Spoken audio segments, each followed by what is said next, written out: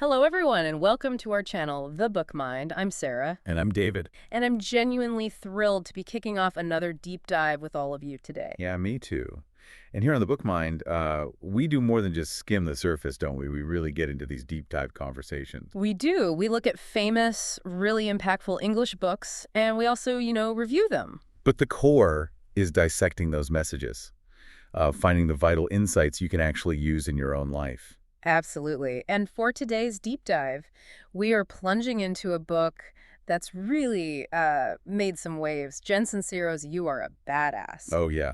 That one definitely got people talking. It really did. But before we fully unpack it, let's just take a moment to connect with you, our listener. Do you ever find yourself feeling, well, stuck? Yeah, like you're yearning for something more, maybe a richer life, but you just can't see the way forward. It feels obscured somehow. Exactly. Or maybe you're caught in a bit of a cycle. Unhappiness, feeling overwhelmed by things, maybe money's tight, or you're stuck in a job, or even a life situation you just despise. That feeling, that inertia, it's like being stuck at a crossroads, isn't it? Where Mhm. moving forward feels almost impossible.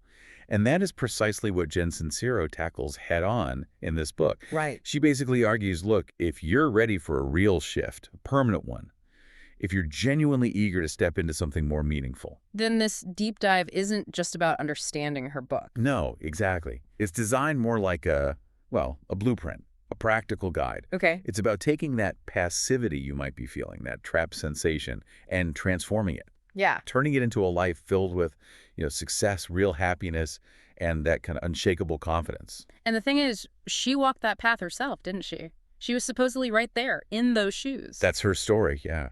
She managed to completely flip the script, moving from feeling uninspired and passive to living this dynamic, successful life. So what are we actually going to pull out from her journey today? What are the key takeaways? Well, we're going to explore how you can cultivate what she calls radical self-love, how to challenge, really fiercely challenge, and ultimately dismantle those limiting beliefs, the ones holding you back. The ones we don't even know we have sometimes. Exactly. And also how to consciously adopt these really powerful mindsets of gratitude and forgiveness, Yeah. life-altering stuff. So by weaving these together, the aim isn't just small tweaks here and there. Not at all. It's about sparking a dramatic, fundamental improvement across your whole life, filling it with real positivity, a proper sense of purpose, a clear direction. Okay, so the big question for you listening is, are you ready? Not just to hear about these ideas, but to actually start integrating them, putting them into practice. You should be, because like Sarah said, we're not just talking theory. No way. We'll be sharing really practical, actionable tips, insights drawn straight from Jen's experience, from the book itself, things you can literally start applying the minute you finish listening. The ultimate goal, helping you transform your life from the inside out. So let's really dive in, shall we? Let's unleash that inner badass. You said it. Okay, so first up, let's tackle something really fundamental. But it's often invisible, isn't it? The invisible shackles, how our subconscious shapes us. Right. And Sincero starts with this really beautiful, almost poignant image of us as kids, innocent children. Yeah, she paints that picture, doesn't she? Like a baby or a toddler just wrapped in a blanket, making everyone smile, completely present. Utterly in the moment. No past sorrows weighing them down, no future worries clouding things. They just are. That idea, that pristine beginning, is Yeah. powerful, isn't it? It really is. As kids, we naturally have this state of just pure being. There's no self-consciousness, no shame about how we look or what we do. Everything's a wonder. Exactly. A constant source of joy, discovery. We engage with everything in this unfiltered way, no burdens, free from all the mental clutter that we, accumulate later. We just exist, fully in the now. And that presence, it radiates, brings joy to others. It's almost like a perfect state of flow. It is, yeah. But then something shifts, doesn't it, as we grow? Inevitably, we start absorbing things, thoughts, beliefs from our families, our surroundings. And Sincero makes this crucial point. Because we're young, our critical thinking isn't fully developed yet, so we often just accept these ideas as truth, without question. Yeah, things like, maybe you're too fat, or you have to go to college, or don't be an artist, you'll starve. Right. Those pronouncements, especially from trusted adults, they get ingrained deeply. And this really highlights how malleable a young mind is, like a sponge, just soaking it all up, forming these neural pathways. And whether these ideas are actually accurate or not, they become fundamental truths for us. And what's really significant, as Jen emphasizes, is that it's often generational. Ah, right. Passed down. Yeah, our parents got them from their parents, who got them from theirs. Yeah. So we end up internalizing the beliefs and often the limitations of generations before us. Whether we consciously agree later or not. Exactly. So Sincero's whole aim here is to make us aware of these old rules, these unconscious patterns, and then break free so we can finally live our life authentically, Right. happily. It's like a conscious rebellion against those inherited stories. That's a great way to put it. Reclaiming your narrative. Okay, so to understand how these invisible shackles work, we need to quickly touch on the mind's levels. Sincero talks about conscious, subconscious, even unconscious briefly. Right, the conscious mind. That's our day-to-day operator, isn't it? Right. Understanding, responding, making decisions. It develops more as we get older. Reason, thought, self-awareness. But it's the subconscious mind that really holds the keys to these deep patterns, she suggests. Yeah, that's the realm of emotions, instincts, the voice of the heart, as she might say. It's fully developed from childhood. That's why kids are often so emotionally open. Their conscious filters aren't fully formed yet. So everything we experienced back then gets embedded there. Deeply embedded. And it remains this powerful, often hidden influence throughout our lives, even as our conscious minds mature. And then there's the unconscious, even deeper. She touches on it, yeah, as this less accessible level. Primal urges, automatic responses, maybe deeply repressed memories. Her focus is more on the subconscious, the stuff we can actually work with more directly. Okay. But understanding that deeper level helps grasp the weight of these shackles. It's the wellspring, where some subconscious beliefs might even start, influencing us without us having a clue. Right. So our adult choices, our likes, dislikes, they're heavily influenced by this stuff Yeah. without us knowing why. Often, yes. Hmm. Invisibly influenced. We act on them without realizing the root cause. That's where it gets really interesting and maybe a bit unsettling. The book uses this powerful example about money struggles in childhood. Yeah, that one really hits home for a lot of people. Imagine growing up, maybe your father's job isn't going well. There's constant complaining about money, frustration, irritability. Mm. Maybe he even kicks the furniture sometimes. And he's maybe absent a lot, stressed about providing. Right. And as a child, your subconscious is just recording it all, absorbing it, Hmm. and forming its own interpretations. Which might not be logical from an adult perspective. Exactly. The child might not think, Dad's stressed about finances. They might conclude on a deeper emotional level something like, earning money means difficulty. It means sadness. It means losing loved ones because Dad's never around. Wow. So it's an emotional imprint, not a rational thought. Precisely. A visceral association formed when you're most impressionable. And that belief becomes part of your internal operating system. And then fast forward to adulthood. It manifests in really concrete, often self-sabotaging ways. You might feel constant anxiety about money, always feeling like it's not enough, no matter your actual income. Or paradoxically, you might just squander it. Yeah. Almost unconsciously undermining your own financial success because deep down, that childhood belief that money equals stress or loss is still running the show, subtly. It's a conflict between what you consciously want and what you're subconsciously programmed to fear. Absolutely. So the crucial question Sincero poses is, how do we break this cycle? And her answer starts with recognition. Yes. Recognizing that subconscious shadow. Understanding how those early experiences cast such a long shadow. That's the non-negotiable first step, bringing the hidden into the light. It's not just thinking about it, it's feeling it, acknowledging it. Exactly. It's the start of liberation. Breaking free from those invisible shackles so you can finally live life on your terms, not the terms dictated by your past. Becoming aware gives you the power to redirect. That's a huge first step, and it links perfectly to how we experience our daily lives, doesn't it? Which brings us to the second big idea, embracing the present. Lessons from Pigeons and Miracles. And yes, pigeons. It sounds funny, but she uses this common creature to illustrate something profound. Okay, I'm listening. What's the wisdom of the pigeon? It's simple. A pigeon lives completely in the present. It's not worrying about yesterday's fight over a crumb or where tomorrow's meal is coming from. It just flies, finds food, eats, and is content, happy now. Right, which is kind of the opposite of us a lot of the time. Exactly. That's simplicity versus the typical human condition. We're often caught in this whirlwind of worries, aren't we? daily dramas, seeking approval, complaining about small stuff. And in doing that, we totally overlook the miracles happening right now. Completely. The small ones and the grand ones. We're too busy looking forward or backward to see what's right here, right now. So what kind of miracles are we talking about? Well, think about it. The earth spinning perfectly, trees giving us oxygen, the air we breathe, the water we drink. Basic fundamental miracles. Okay. Then our own abilities. Laughing, loving, creating music, telling stories. And modern stuff too, computers, cars, medicine. Even a simple muffin. Haha, yes, even a muffin. Our world is brimming with these wonders constantly.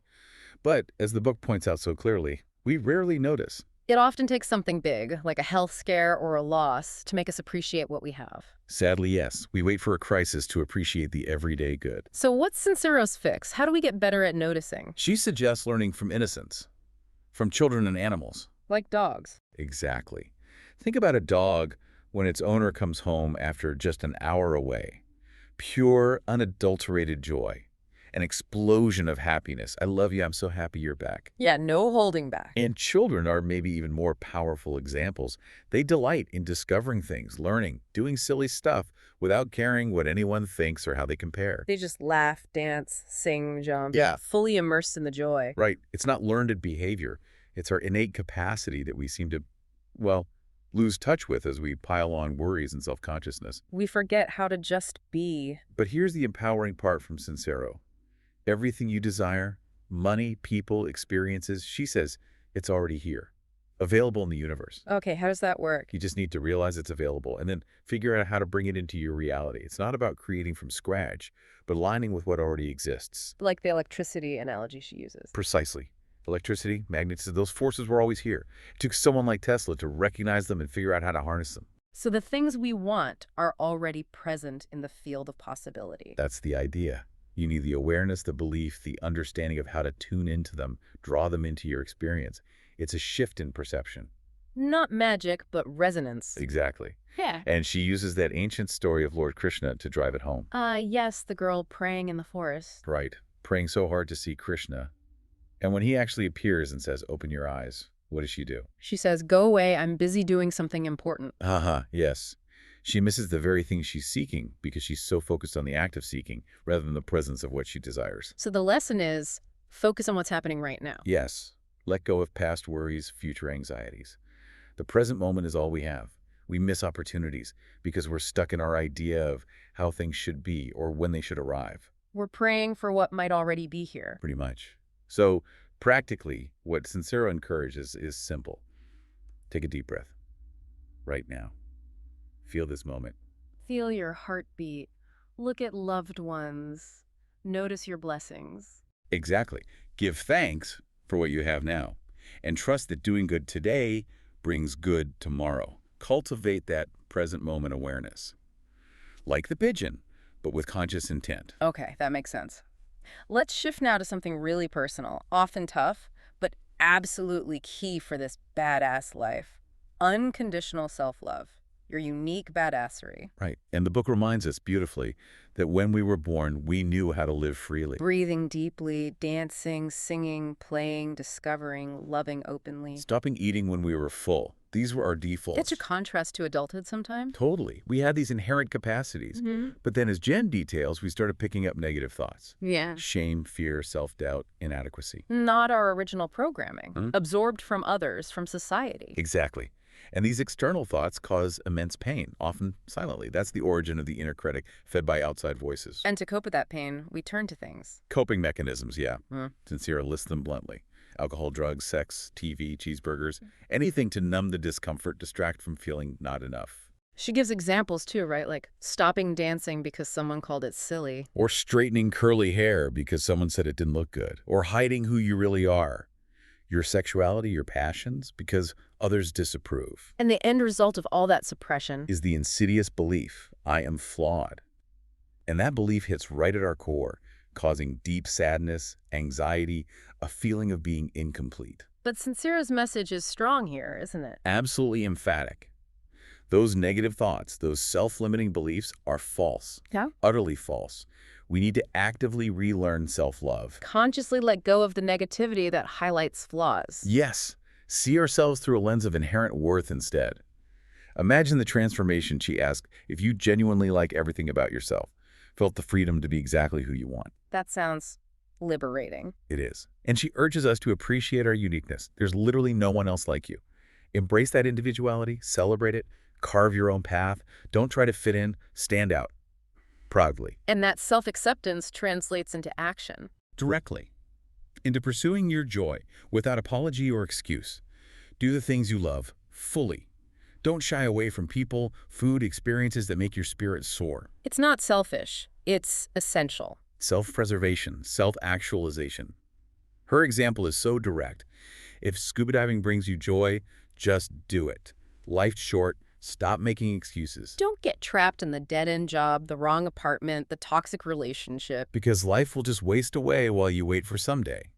Sincero insists there's always a way to make money doing what you love, try new things, find time for what nourishes you. Look at people doing yoga by the sea, going to festivals, riding hot air balloons. You could be one of them. The limitation isn't usually external resources, she argues, but internal belief, lack of imagination, unwillingness to act, shift from wishing to creating. And a huge part of this is ditching comparison. Massive. She says it flat out. Never compare yourself to others. The Beatles versus Beethoven example is brilliant. Right. What if Lennon had compared them to Beethoven and thought, we're not good enough, let's fire the drummer and add violins? We'd have missed out on their amazing rock and roll. Comparison is a thief of joy, a creativity killer. So focus entirely on your own life, making it better, enjoying it fully. And loving yourself. Yeah. Because you are wonderful, she insists, exactly as you are. You have every right to be happy on your own terms. Okay, so you're embracing self-love, charting your course, but then the critics show up, which leads to section 4. Silence the critics, your path, your rules. And Sincero is wonderfully direct here, worrying what others think. Just a massive waste of time and energy. Because their words reflect them, not you. Exactly. Their limitations, their insecurities, their negativity. It's a projection, not an objective truth about you. Understanding that shifts the power. You observe it, you don't internalize it. That puts the power back in your court. And for decisions, she has that simple filter. That internal compass, yeah. 3 key questions. 1, is this really what I want? 2, does this move me closer to my goals? 3, is it harming anyone? And beyond those 3, everything else is just noise. Pretty much. It cuts through the clutter, keeps you aligned with your authentic self, a clear path forward. And the Wright brothers example illustrates this perfectly. Oh, absolutely. Building a flying machine when everyone thought it was impossible? Crazy. The New York Times even said it would take thousands of years. And just 10 days later, the Wright brothers proved them wrong. Imagine if they'd listened to the experts, the critics. No airplanes. We wouldn't have had one of the century's most amazing inventions.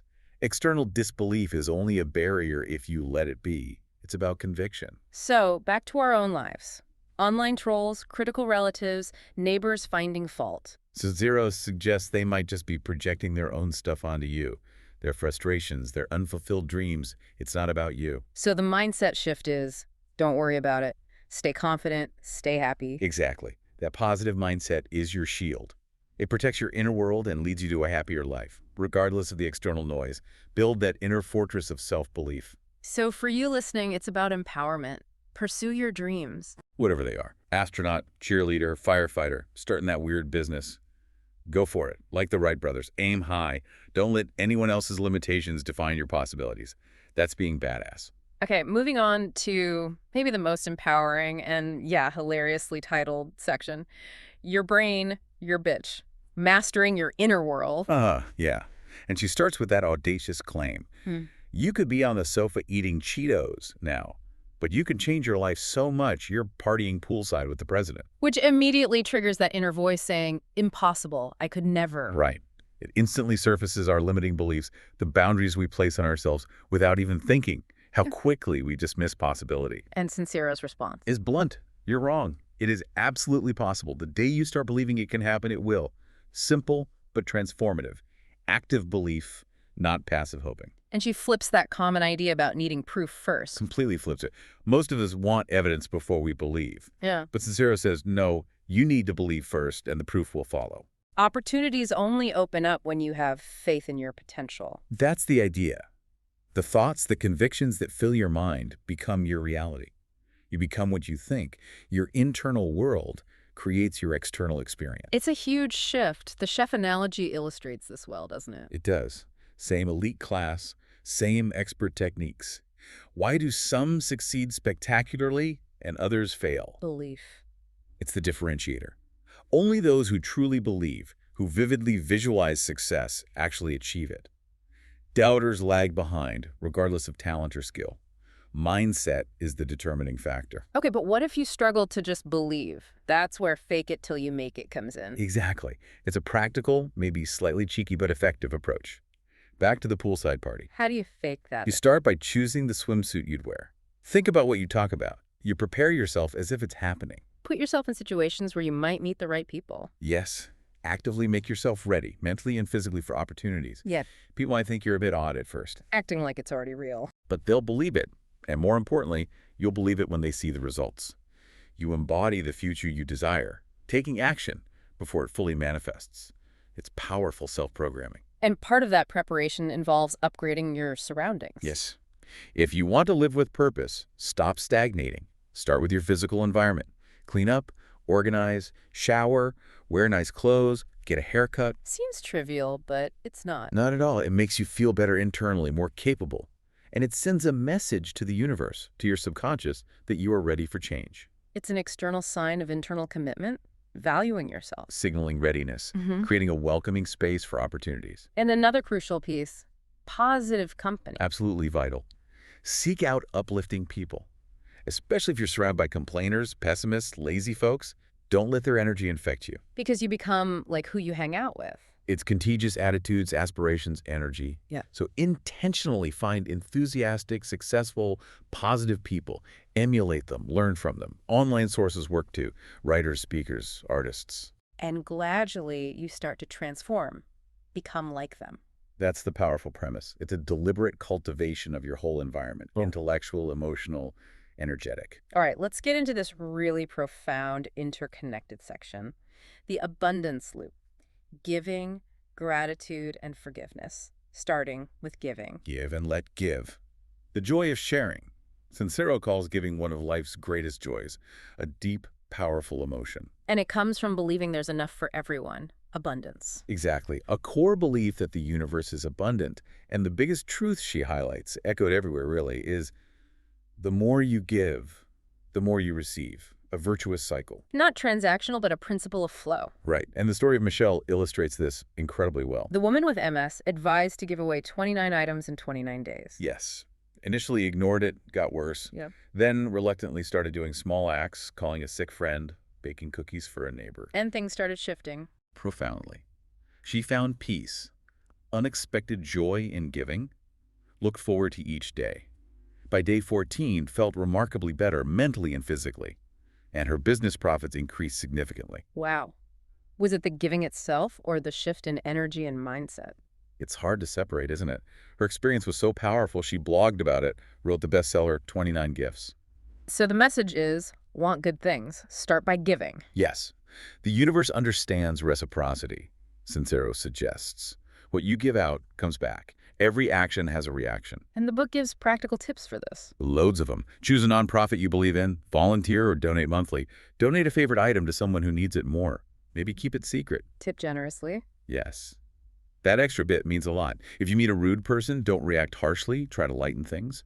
Smile, compliment, use humor. Say yes to invitations, even if you're shy. Because it allows others to do back to you, completing the loop. And crucially, enjoy the feeling of both giving and receiving.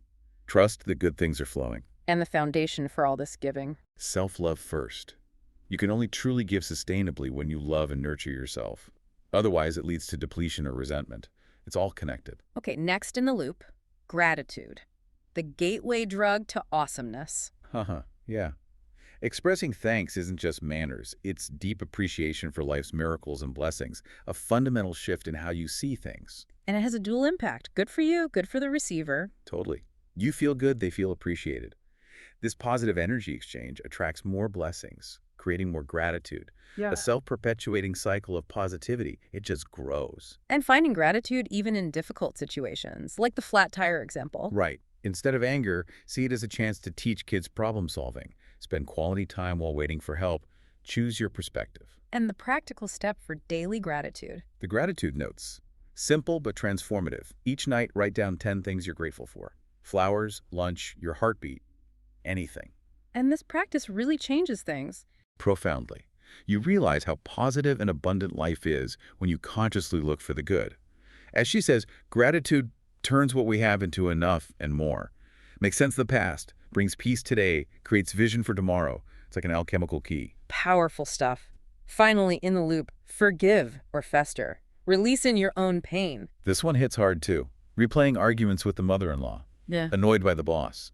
Angry at rude people. Sincero's advice. Let it go. Stop replaying the negative tape in your head. Because holding on to anger, resentment, grievances, Yeah. it only hurts you. It causes you pain, suffering, depletion. So forgiving is mainly for yourself, not the other person. Fundamentally, yes. It's being kind to yourself. Without it, you're weighed down by shame, regret, hatred, stuck. You become your own jailer. The workplace example makes sense too. Arguing stops progress, affects everyone. Fighting brings no good. It's just an energy drain. So what's more important? Being right or being happy? That's the core question. Sincero says, sometimes just let the other person win. Don't insist on being right. Don't seek revenge or a forced apology. Just end it internally. Forget it. Release it. Because being happy is way more important than being right. Infinitely more important, more liberating, more beneficial. It frees you from that heavy, corrosive burden. Okay, our final section, the capstone. The almighty decision, unstoppable persistence. And it starts with Henry Ford and the V8 engine. His engineers said, impossible. But Ford wouldn't accept it. He just insisted they keep trying. His conviction was unshakable. Keep at it. Simple but powerful. And after a whole year, they did it. Turned the impossible into reality. And that, Sincero says, is an almighty decision. Exactly. Rooted in unshakable belief, regardless of the evidence. Standing by your goal no matter the difficulty that cost the pushback. Ford led with that conviction. And this applies to all successful people. Their path is paved with failures. Without exception. They fail, face rejection, criticism. But they never accept defeat until they succeed. So what can we learn from those legends who faced huge setbacks but kept going? Well, Henry Ford himself went bankrupt multiple times. Michael Jordan got cut from his high school team. Steven Spielberg rejected from film school 3 times. Soyo Honda rejected by Toyota before starting Honda. Beethoven told he had no musical talent. Fred Smith got a C on his FedEx idea paper. It's incredible resilience, isn't it? These aren't stories of easy success. They're testaments to relentless persistence, unwavering conviction, sheer grit against doubt and failure. They didn't just believe, they acted again and again. So what's the message for our potential? Sincero is emphatic. You can achieve anything. Nothing's impossible if you truly want it and are prepared to do whatever it takes. Push through obstacles, learn from stumbles. Only your own internal narrative can stop you. And the secret to success is sticking to that almighty decision. Yes. Stopping excuses, changing old habits, and just starting. Taking that first step, that steadfast, determined, action-oriented approach turns dreams into reality. It's a direct challenge to inertia and doubt, being relentlessly badass in your pursuit. Yow. What a ride through this book. Okay, let's start wrapping up this deep dive. Yeah, let's recap the journey. You've learned so much about becoming someone who relentlessly pursues dreams, never gives up, and has that strong self-belief. You've discovered how to challenge those outdated rules, live in the moment, love yourself unconditionally. How to ignore others' opinions, fill your mind with positive thoughts, embrace sharing, gratitude, and that liberating power of forgiveness. Our encouragement to you listening is just try it. Try incorporating these lessons, maybe one at a time, see how it changes things. And The big takeaway connecting it all is Sincero's powerful affirmation. You are remarkable, unique, special. There's no one else like you. Believe that because it's absolutely true. And as we leave you, here's that final thought to ponder. Life's short, it really is. So smile more. Share your wealth, your happiness emotionally, spiritually. Speak words that lift people up, that touch hearts, not ones that tear down. It feels good for you, and it enriches others too. And remember, the universe notices. What you give out, positivity or negativity, belief or doubt, it comes back to you. Reflect on these insights. Let them transform your life into something more joyful, more meaningful. Thank you so much for sticking with us through this whole deep dive today. Yeah, thanks everyone. We really hope this exploration of You Are a Badass has inspired you, maybe sparked something. Remember, becoming your best self is a journey, right? Continuous learning, consistent application. Absolutely. And if you found this deep dive helpful, please do support our channel, The Book Mind. Yeah, please like this, share it with someone who might need it, and definitely subscribe for more insightful content in these deep dive conversations. And don't forget to hit that notification bell, that way you won't miss our latest updates. Until next time, keep pushing your boundaries. And stay badass.